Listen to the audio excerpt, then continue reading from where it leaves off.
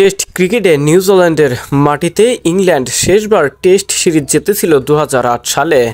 Tasman সাগরের দেশটিতে এরপর আরও 4 বার লাল বলের সিরিজ খেললেও জয়টা অধরা।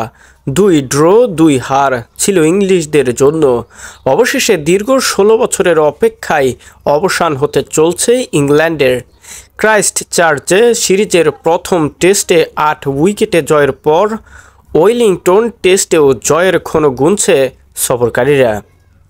গতকাল শুক্রবার টেস্টের দ্বিতীয় দিনেই ম্যাচের ফল প্রায় নিশ্চিত করেছে ইংল্যান্ড।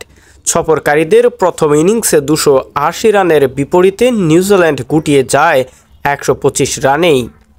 155 রানে এগিয়ে থেকে দ্বিতীয় ইনিংস 5 উইকেটে 378 রান নিয়ে দিন শেষ করেছে ইংল্যান্ড। কিউদের 125 রানে গুটিয়ে দিতে বল হাতে গাজ অ্যাটকিনসন ও ব্রেডন চার্চ দুজনেই প্রথম ইনিংসে 4টি করে উইকেট তুলে নিয়েছেন। এর মধ্যে কিউদের শেষ 3 ব্যাটসম্যানকে টানা 3 বলে আউট করে হ্যাটট্রিক আদায় করে নেন অ্যাটকিনসন। ইংলিশ ডানহাতি পেসারের সৌজন্যে প্রায় 3 বছর পর হ্যাটট্রিক দেখল টেস্ট ক্রিকেট। এর আগে 2021 সালে ওয়েস্ট ইন্ডিজের বিপক্ষে কেশব মহারাজ শেষবার টেস্টে পরপর 3 বলে 3 উইকেট নিয়ে হ্যাটট্রিক করেছিলেন। এর 3 বছর পর নিউজিল্যান্ডের বিপক্ষে ইংল্যান্ডের এই বোলার নতুন করে কীর্তি গড়লেন। এই হ্যাটট্রিকে 14তম ইংলিশ ক্রিকেটার হিসাবে টেস্টে হ্যাটট্রিক করলেন অ্যাটকিনসন।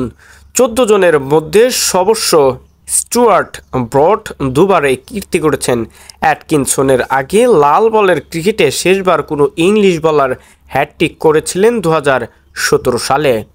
ওভালে দক্ষিণ আফ্রিকার বিপক্ষে সেবার 3 বলে 3 উইকেট নেন মঈন আলী। দেশের বাইরের মাটিতে গত 16 বছরে এই প্রথমবার হ্যাটট্রিক করলেন কোনো ইংলিশ ক্রিকেটার।